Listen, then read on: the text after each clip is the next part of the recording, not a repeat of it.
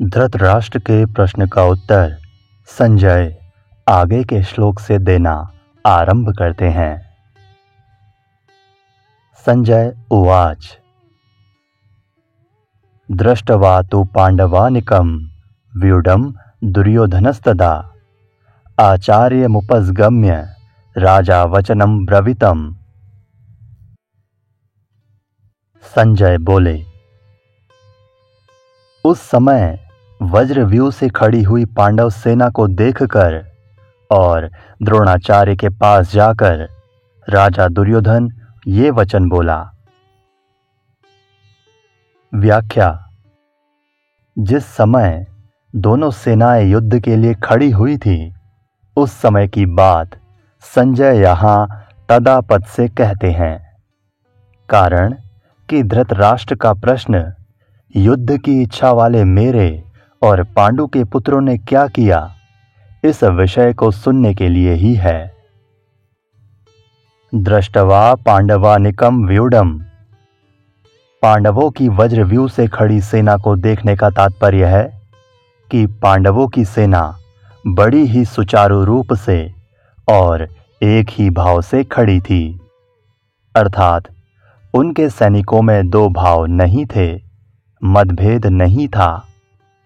उनके पक्ष में धर्म और भगवान श्री कृष्ण थे। जिसके पक्ष में धर्म और भगवान होते हैं, उसका दूसरों पर बड़ा असर पड़ता है।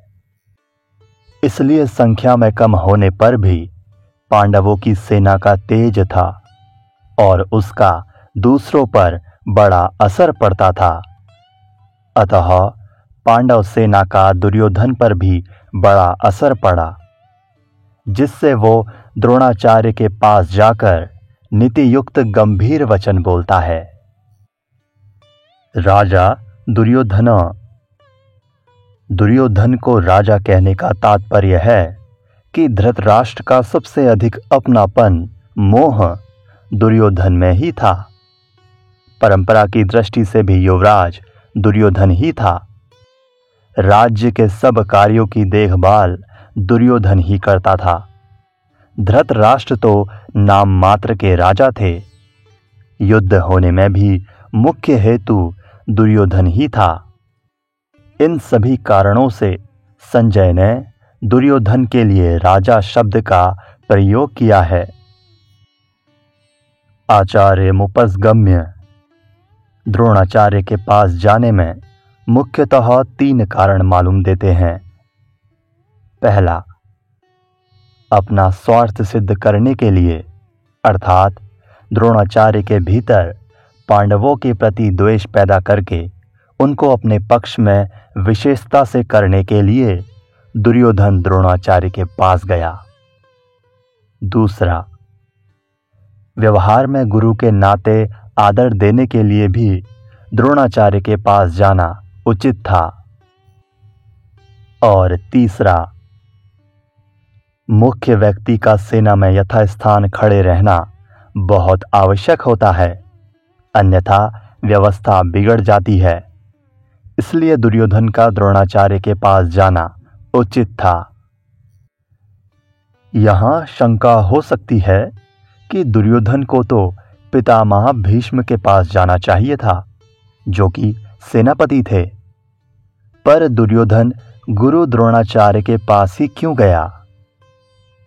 इसका समाधान यह है कि द्रोण और भीष्म दोनों उभय पक्षपाती थे, अर्थात वे कौरव और पांडव दोनों का ही पक्ष रखते थे। उन दोनों में भी द्रोणाचार्य को ज्यादा राजी करना था, क्योंकि द्रोणाचार्य के साथ दुर्योधन का गुरु के नाते तो स्नेह था, पर कुटुंब के नाते स्नेह नहीं था और अर्जुन पर द्रोणाचार्य की विशेष कृपा थी। अतः उनको राजी करने के लिए दुर्योधन का उनके पास जाना ही उचित था। व्यवहार में भी ये देखा जाता है कि जिसके साथ स्नेह नहीं है, उससे अपना स्वार्थ सिद्ध करने के लिए मनुष्य उसको ज्यादा आदर देकर राजी करता है।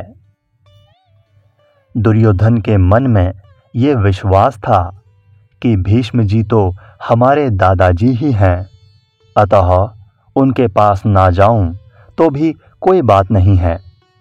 ना जाने से अगर वे नाराज भी हो जाएंगे तो मैं किसी तरह उनको राजी कर लूंगा।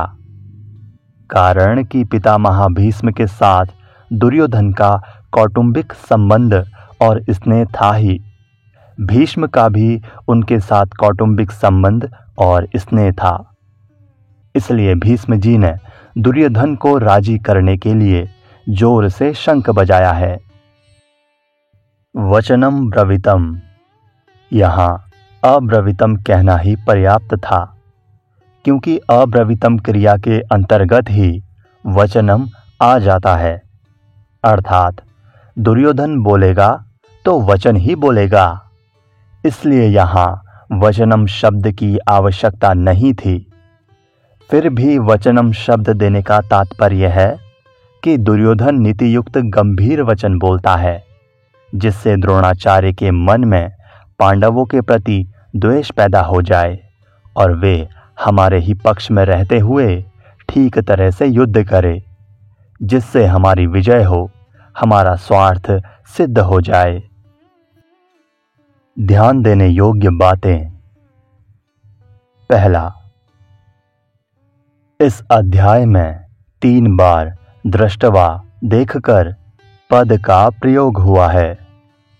पांडव सेना को देखकर दुर्योधन का द्रोणाचार्य के पास जाना, कौरव सेना को देखकर अर्जुन का धनुष को उठाना और अपने स्वजनों कुटुंबियों को देखकर अर्जुन का मोहाविष्ट होना। इन तीनों में से 2 दृष्टवा तो आपस में सेना देखने के लिए आए हैं और एक दृष्टवा स्वजनों को देखने के लिए आया है, जिससे अर्जुन का भाव बदल जाता है। दूसरा, कौरव सेना में मतभेद था, क्योंकि दुर्योधन दुशासन आदि तो युद्ध करना चाहते थे, पर भीष्म द्रोण विकर्ण आदि युद्ध नहीं करना चाहते थे। ये नियम है कि जहां आपस में मतभेद होता है वहां तेज नहीं रहता। द्रोणाचार्य के पास जाकर दुर्योधन क्या वचन बोला, इसको आगे के श्लोक में बताते हैं। पश्यताम पांडुपुत्राणामाचार्य महतिम चमूमम व्यूढ़ाद्रुपुत्रेण तव शिष्येण धीमता। हे आचार्य, आपके बुद्धिमान शिष्य द्रुपद पुत्र धृष्टद्युम्न के द्वारा व्यूह रचना से खड़ी की हुई पांडवों की इस बड़ी भारी सेना को देखिए। व्याख्या। आचार्य, द्रोण के लिए आचार्य संबोधन देने में दुर्योधन का ये भाव मालूम देता है कि आप हम सबके, कौरवों और पांडवों के आचार्य हैं। शस्त्र विद्या सिखाने वाले होने से आप सबके गुरु हैं, इसलिए आपके मन में किसी का पक्ष या आग्रह नहीं होना चाहिए। तव शिष्येण धीमता, इन पदों का प्रयोग करने में दुर्योधन का भाव ये है कि आप इतने सरल हैं कि अपने मारने के लिए पैदा होने वाले धृष्टद्युम्न को भी आपने अस्त्र शस्त्र की विद्या सिखाई है, और वो आपका शिष्य धृष्टद्युम्न इतना बुद्धिमान है कि उसने आपको मारने के लिए आपसे ही अस्त्र शस्त्र की विद्या सीखी है।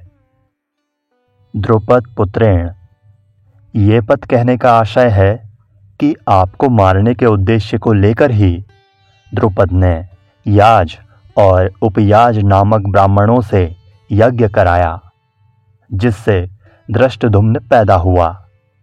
वही ये द्रुपद पुत्र धृष्टद्युम्न आपके सामने प्रतिपक्ष में सेनापति के रूप में खड़ा है।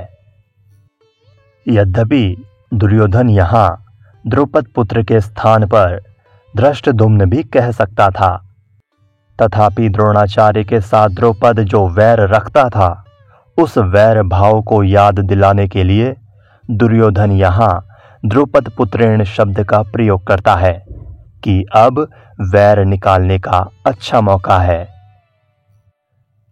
पांडुपुत्राणाम एताम व्यूढ़ाम महतिम चमुपश्य। द्रुपद पुत्र के द्वारा पांडवों की इस व्यूहाकार खड़ी हुई बड़ी भारी सेना को देखिए। तात्पर्य है कि जिन पांडवों पर आप स्नेह रखते हैं, उन्हीं पांडवों ने आपके प्रतिपक्ष में खास आपको मारने वाले द्रुपद पुत्र को सेनापति बनाकर व्यूह रचना करने का अधिकार दिया है। अगर पांडव आपसे स्नेह रखते तो कम से कम आपको मारने वाले को तो अपनी सेना का मुख्य सेनापति नहीं बनाते, इतना अधिकार तो नहीं देते। परंतु सब कुछ जानते हुए भी उन्होंने उसी को सेनापति बनाया है।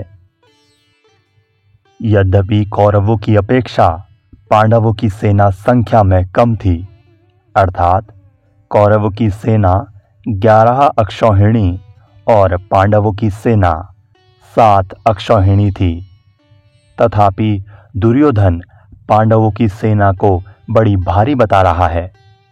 पांडवों की सेना को बड़ी भारी कहने में 2 भाव मालूम देते हैं। पहला, पांडवों की सेना ऐसे ढंग से व्यूहाकार खड़ी हुई थी जिससे दुर्योधन को थोड़ी सेना भी बहुत बड़ी दिख रही थी। और दूसरा, पांडव सेना में सब के सब योद्धा एक मत के थे। इस एकता के कारण पांडवों की थोड़ी सेना भी बल में, उत्साह में बड़ी मालूम दे रही थी। ऐसी सेना को दिखाकर दुर्योधन द्रोणाचार्य से यह कहना चाहता है कि युद्ध करते समय आप इस सेना को सामान्य और छोटी न समझें। आप विशेष बल लगाकर सावधानी से युद्ध करें। पांडवों का सेनापति है तो आपका शिष्य द्रुपद पुत्र ही, अतः उस पर विजय करना आपके लिए कौन सी बड़ी बात है। एताम पश्य कहने का तात्पर्य है कि ये पांडव सेना युद्ध के लिए तैयार होकर सामने खड़ी है, अतः हम लोग इस सेना पर किस तरह से विजय कर सकते हैं, इस विषय में आपको जल्दी से जल्दी निर्णय लेना चाहिए।